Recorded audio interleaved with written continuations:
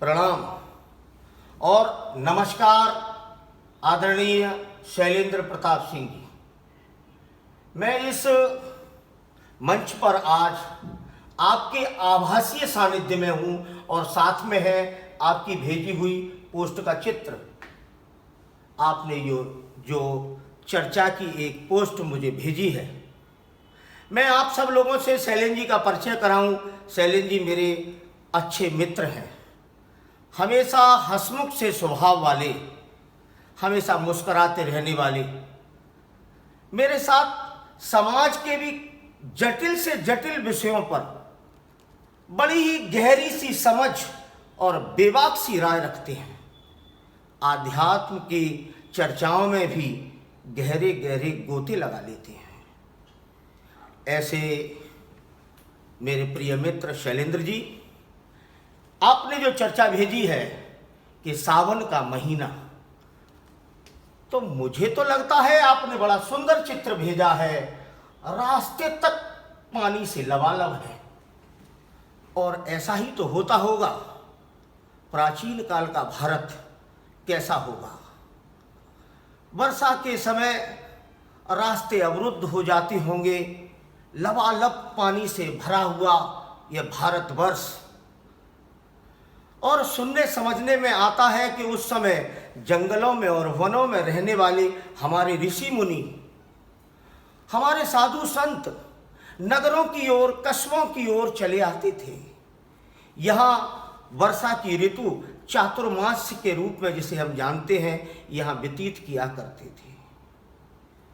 वो जब नगरों में आ जाते होंगे, मंदिरों में ठहरते होंगे, धर्मशालाओं में उनके दरबार लग जाया करते होंगे और ग्रामीण या कस्बा में रहने वाले लोग उनके भरण पोषण का इंतजाम किया करते होंगे। तो वो करते क्या होंगे यहाँ? फिर किसी न किसी दिन सायंकाल को लोग इर्द गिर्द उन सब संतों के बैठ जाते होंगे और संत फिर कुछ कहते होंगे, कुछ सुनाते होंगे, कुछ चर्चाएं होती होंगी।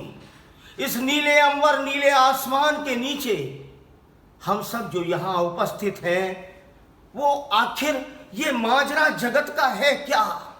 कहीं ना कहीं तो इस पर चर्चा होती होगी। हम हैं कौन? कहाँ से आ गए हैं? जन्म से पहले कहाँ थे? मरने के बाद सब लोग जाते कहाँ हैं? ऐसी चर्चाएं होती होंगी। और फिर सुनते सुनाते ये चर्चाओं का, सुनाने का ये काल उस समय महोत्सव बन जाया करता होगा। सुनाने का महोत्सव, सुनाने का उत्सव, सुनने का उत्सव।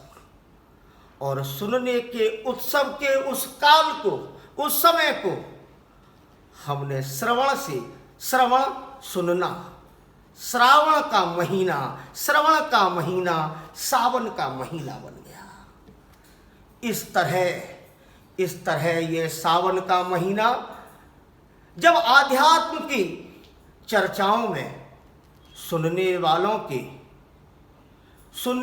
की मन के अंदर होने वाली स्थितियां, वहां उनका झूलना, उनका झूमना, वो अंतरंग मन में झूमते हुए यहाँ के निवासीगण जब उस झूलने को स्थूल में लाए तो पेड़ पर झूला पड़ गया। वो अंतरंगता, मन का झूमना, वो आध्यात्म के सहारे ही होता है।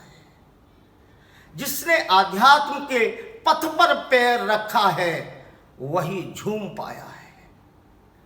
यहाँ हमने तो भारतवर्ष में ऐसा ही सुना है। ये श्रावण का महीना सुनने का महीना है और सुनना बड़ी कठिन बात रही, हमेशा से कठिन बात रही। कौन सुनता है? लोग यदा कदा कहते मिल जाते हैं, अरे कोई सुनता ही नहीं मेरी।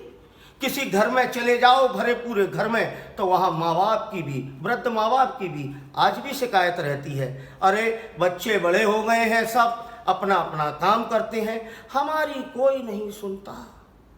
ये सुनना बड़ी कठिन बात है।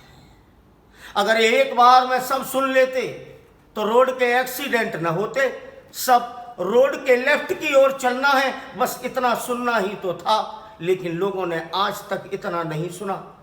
रॉन्ग साइड चलते मिल जाते हैं लोग। सुनना बड़ी ऊंची बात है। सुनाई पड़ तो जाए मुझे। कौन अपने माँ बाप की सेवा करना नहीं चाहता? किसने सोचा है कि मैं माँ बाप की सेवा नहीं करूंगा? सब कहते हैं मैं करूंगा। लेकिन इस जगत की प्रतिस्पर्धा में, अपने पड़ोसी से धन की प्रतिस्पर्धा में, ईर्ष्या में और नाम और पद प्रतिष्ठा की प्रतिस्पर्धाओं में ये चित्त जवानों का इतना आसक्त है कि उन्हें अपने वृद्धों की आवाज सुनाई नहीं पड़ती। वो क्या कह रहा है? और जिसे सुनाई पड़ी थी, जिसने सुन पाया था, वो कंधे पर तराजू रखकर उन्हें ले चला था। उसका ही नाम तो श्रवण कुमार है, जिसने अपने वृद्ध माँ बाप की आहट को सुन लिया था। कौन प्यासा है, कौन भूखा है, किसके मन में क्या बात है, मेरे घर में कितने वृद्ध हैं, क्या कहना चाहते हैं वो, उनकी मैं सुन पाऊं। इसका नाम श्रवण कुमार है, ना कि दूर दराज तक पैदल यात्रा करवाने का नाम श्रवण कुमार है। सुन पाऊं मैं उनकी आहट। और ये मुझे आहट तब सुनाई देगी जब मैं किसी अच्छे वक्तव्य को 40-50 मिनट बैठकर धैर्य से सुन सकता हूं। यदि मैं सुनना जानता हूं बैठकर, तो मुझे भी अपने घर परिवार की, वृद्धों की मन की आहट, दिल की आहट सुनाई देगी। मुझे अपने किसी प्रिय की आहट सुनाई देगी और मुझे अपने किसी मित्र की आहट सुनाई देगी। और उस उपक्रम का कि मैं सुन पाऊं, उसकी साधना का जो काल है, उस सुनने की साधना के समय को हम सावन का महीना कहते हैं। मैं ऐसा समझता हूं। और लोगों की और भी परिभाषाएं हो सकती हैं, वो भी अच्छी होंगी। मुझे जो समझ आई आदरणीय शैलेंद्र जी, मैंने वो बात रखी। फिर कभी किसी और मित्र के इस आभासीय सानिध्य के साथ किसी और चर्चा में फिर मिलेंगे। धन्यवाद। भारत माता की जय।